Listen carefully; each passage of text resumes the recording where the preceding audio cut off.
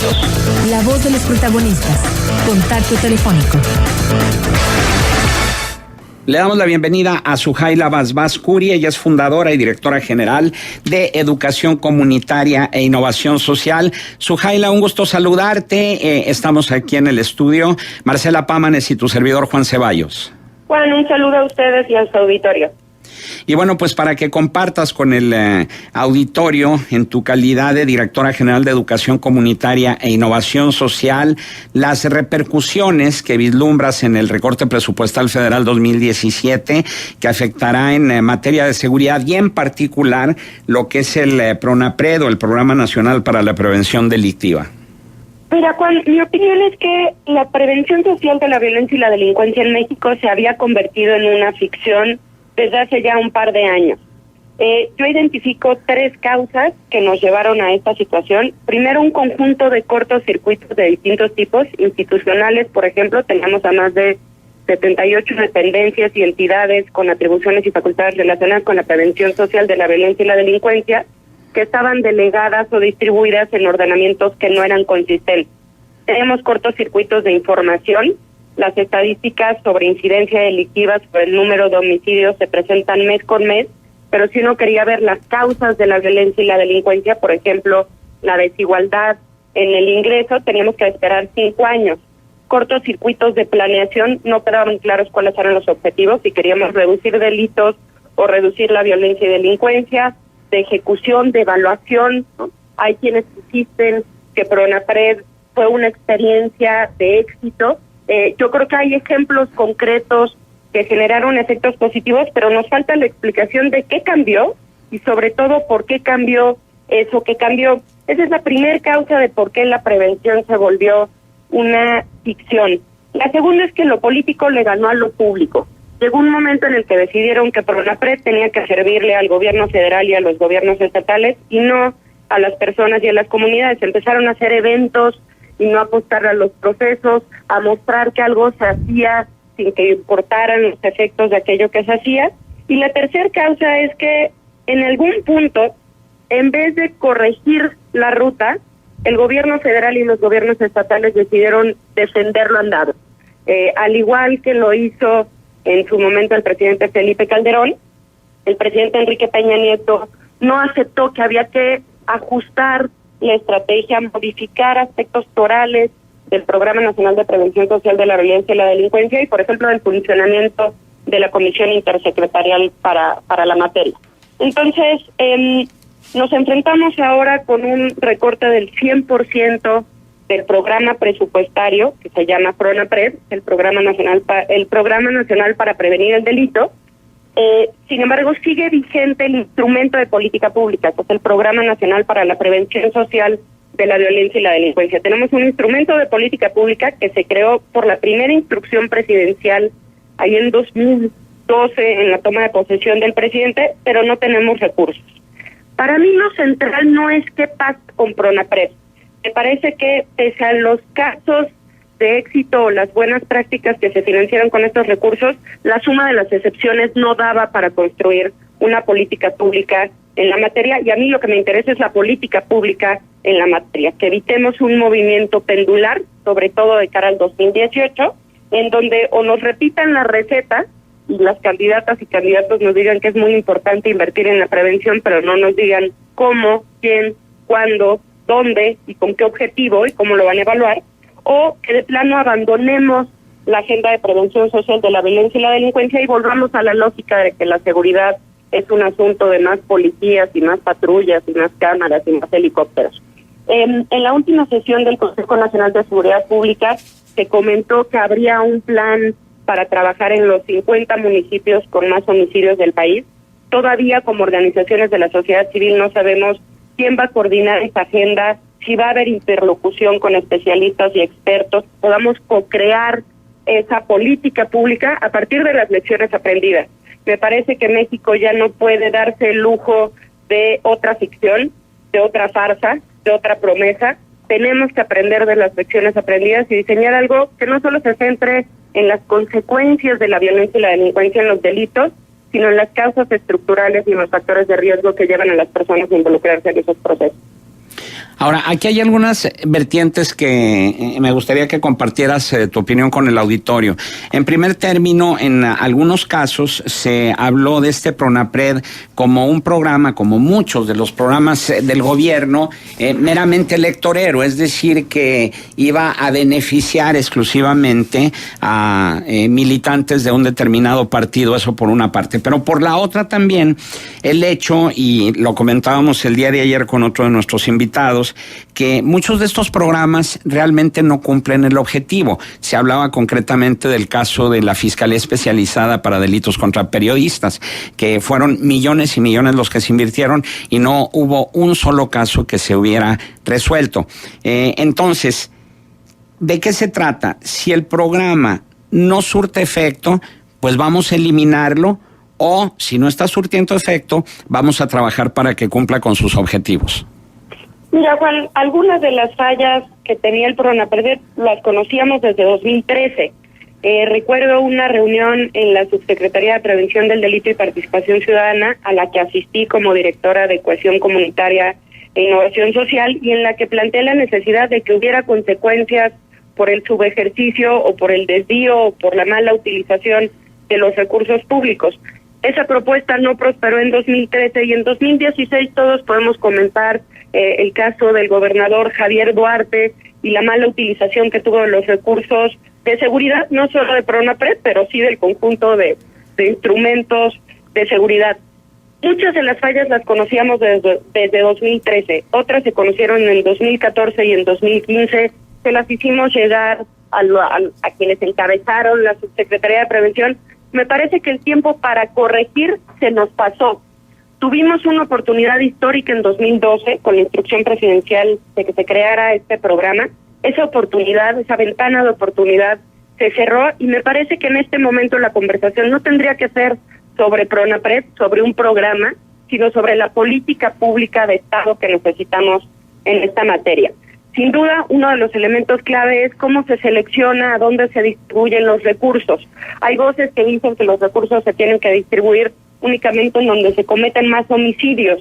Si uno veía las estadísticas, desde 2013 habíamos identificado, por ejemplo, que Apatzingán necesitaría recursos, pero todavía no estaba en el foco de los medios de comunicación y de la opinión pública porque no habían surgido las autodefensas. Entonces, mi punto de vista es que para evitar un uso electoral de este tipo de recursos, la primera pregunta es ¿a dónde se destinan los recursos?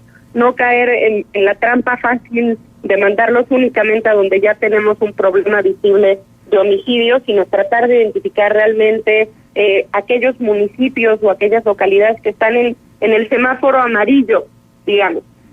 Y lo segundo es tener mucha claridad, como mencionas, Juan, sobre cuáles son los objetivos. ¿Queremos bajar delitos o queremos prevenir las causas de la violencia y la delincuencia? Déjame te pongo un ejemplo.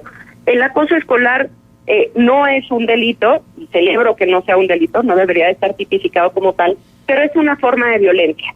Y es entre la primera y la segunda causa de deserción escolar. Sabemos que la deserción escolar es una de las causas que hacen que las personas, sobre todo jóvenes, terminen involucrándose en procesos de violencia y delincuencia.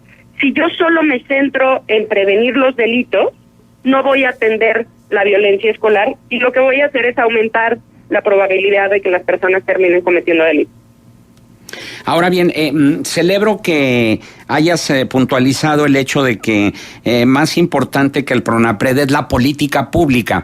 Y en ese sentido, quisiera que me dijeras, en cuanto a la política pública de seguridad, estamos viendo que no fue nada más el PRONAPRED, fueron una gran cantidad de programas que tienen que ver con seguridad que fueron recortados, algunos al 100%, otros al 50, 40, 30, 7, 10, en fin. ¿Cómo observas tú la política pública en materia de seguridad con todos estos recortes y sobre todo, como directora general de Educación Comunitaria e Innovación Social, cómo debemos educarnos la comunidad para tener injerencia en que esos recortes afecten menos a la sociedad y, como dijo el presidente, bueno, que sea el gobierno el que se apriete el cinturón? Sin duda, la prevención social de la violencia y la delincuencia nos toca a todos. Le toca al gobierno federal, y cuando vemos cómo tiró con la propuesta de el presupuesto de egresos de la Federación, pues lo que yo deduzco es que la prevención dejó de ser una prioridad. Y la seguridad, más allá de la seguridad policial, digamos, también dejó de ser una prioridad para el gobierno federal. Pero no solo es un tema de cuántos recursos haya, Juan. Tú puedes tener muchos recursos y desperdiciarlos, ¿no? Puedes usar esos recursos en construir bardas que no transforman comunidades, en pintar casas que no generan oportunidades para la población. Entonces, yo creo que una forma en la que nos podemos organizar como sociedad es saber cuántos recursos disponemos para cada una de estas materias. Ojo, también se recortó, por ejemplo, educación, que sin duda es un sector que afecta la prevención de la violencia y la delincuencia, pero debemos saber cuántos recursos hay y sobre todo la pregunta más importante es cómo se están gastando. Si tenemos funcionarios estatales o municipales que nos aseguran que Pronapred es un caso de éxito y que es una buena práctica en Coahuila o en Durango, pues deberíamos de preguntarle como actores locales cuál es la evidencia que sostiene ese dicho. ¿Qué fue lo que cambió? Si bajaron los delitos, por ejemplo, ¿qué causó esa baja en los delitos y qué nos garantiza que es una baja sostenible? Uno puede bajar los homicidios de distintas formas, ¿no? Modificando los registros administrativos, no iniciando averiguaciones previas, ¿no? Entonces, tenemos que saber qué cambió y por qué hubo ese cambio. Y la otra es asumir nuestra responsabilidad individual en estos temas, ¿no? ¿Qué hago yo para cumplir con la ley? ¿Cómo educo a mis hijas y a mis hijos? No para que sean intolerantes y discriminen a ciertas poblaciones, sino para que empecemos a reconocer la diversidad como un activo, a no discriminar, cómo participo en los asuntos públicos, que empecemos a pensar de cara al 2018 y en las elecciones que vamos a tener, qué tipo de candidatas y candidatos queremos tener. Nos vamos a quedar con la promesa fácil de que es muy importante el tema de la seguridad y el de la prevención, o les vamos a empezar a exigir que sus propuestas sean mucho más claras y precisas y basadas en la evidencia. Sujaila, buenos días, te saluda Marcela Pámanes. Y tengo una pregunta para ti que tiene que ver con las certezas. ¿Cómo podemos hacer una correlación directa entre los programas de prevención que se vienen dando, programas que tienen que ver con la educación de una mayoría que generalmente está alejada de ciertos temas? ¿Cómo podemos hacer una correlación entre el dato duro y estos programas preventivos? Porque por lo menos aquí en La Laguna, y tú lo sabes bien, conoces bien La Laguna y el caso de La Laguna, hemos tenido momentos muy importantes de violencia y entonces se instrumentan una serie de programas preventivos con recursos de diferente índole y entonces bajan los índices delictivos y entonces inmediatamente los programas de prevención funcionaron, cuando yo no sé si hubiese otro tipo de factores que estuvieran ahí metidos y que fueran los que realmente estuvieran empujando la baja en los datos duros en relación a la delincuencia. Mira, una primera forma de saberlo es a partir de las estadísticas, Marcela. O sea, tendríamos que ver que esa baja en delitos como el homicidio es paralela a un aumento en factores de protección, por ejemplo. Tendremos que ver que hay más confianza de la ciudadanía en sus policías o en los ministerios públicos, o que bajó la deserción escolar, o que aumentó el salario y entonces le empieza a alcanzar a las familias para satisfacer las necesidades básicas, ¿no? Tendríamos que ver la vinculación entre la causa y el efecto, no solo el efecto. Ese es un primer corte para poder evaluar. Lo segundo es salir a terreno, ir a los polígonos y preguntarle a los jóvenes que seguramente veremos en la esquina, en el parque, en las calles, si saben qué es Pronapred, si han ido a alguna de las actividades, si tienen algún problema o algún asunto que requiera atención. Si no saben qué es Pronapred o fueron y no recibieron el servicio que necesitaban, ahí tenemos otro indicador. Y hay un plano que es intermedio, que es hablar con los operadores del programa, no solo con las cabezas, sino con los operadores, con los que se enfrentan a la presión por parte de las comunidades porque el recurso no ha bajado, porque no se explican cómo se están tomando las decisiones, ¿no? Y por supuesto hablar con sectores clave de la sociedad, pueden ser organizaciones de la sociedad civil, empresarios, y saber a qué le atribuyen la baja en los homicidios, si se la atribuyen a Pronapred o si se le atribuyen a que, por ejemplo, los cárteles dejaron de pelearse la plaza y por qué dejaron de peleárselas, ¿no? Yo creo que es importante tener una evaluación mixta, cuantitativa y cualitativa, que escuche las voces de los servidores públicos responsables, pero también de las comunidades que deben de ser atendidas por el programa y de las organizaciones civiles o empresariales que están observando a las autoridades. Uh-huh. Sí, esto es importante porque lo que preocupa es que es como a discreción estos programas de prevención que se han venido instrumentando. Lo que se cree que pudiera funcionar y entonces, o lo que funcionó en otro lugar, que no necesariamente quiere decir que aquí también funcione. Ese tipo de criterios son los que se cuestionaban mucho cuando había recursos. Imagínate ahora que hay un recorte en el presupuesto, pues habrá todavía que cuidar con más celo los pocos recursos que van a llegar.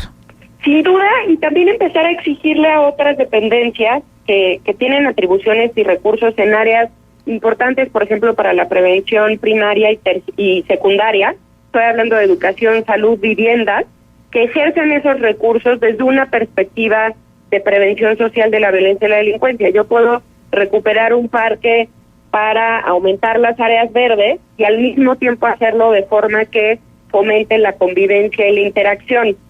Yo creo que este recorte en los recursos de Pronapred también puede ser una invitación a la creatividad, no a la ocurrencia, pero sí a tomar decisiones a partir de la evidencia y a usar de la mejor forma posible los recursos con los que sí cuenta cada uno de los órdenes de gobierno. También recuperar la importancia del municipio y de los recursos del municipio en esta agenda. Ajá. Fíjate que leía recién una declaración del secretario de Gobierno del Estado de Coahuila, Víctor Zamora Rodríguez, que dijo que Coahuila enfrentará con recursos propios el rubro de prevención del delito y aseguró que no desaparecerá esta dependencia.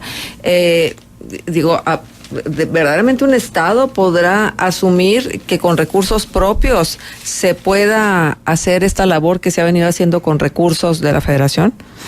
Me parece que sí, y yo les tomaría la palabra y organizaría conversaciones con actores locales para saber cómo se van a tomar las decisiones sobre esos recursos, porque nuevamente no son recursos del gobierno del Estado, son recursos de la ciudadanía que ha pagado sus impuestos, ¿no?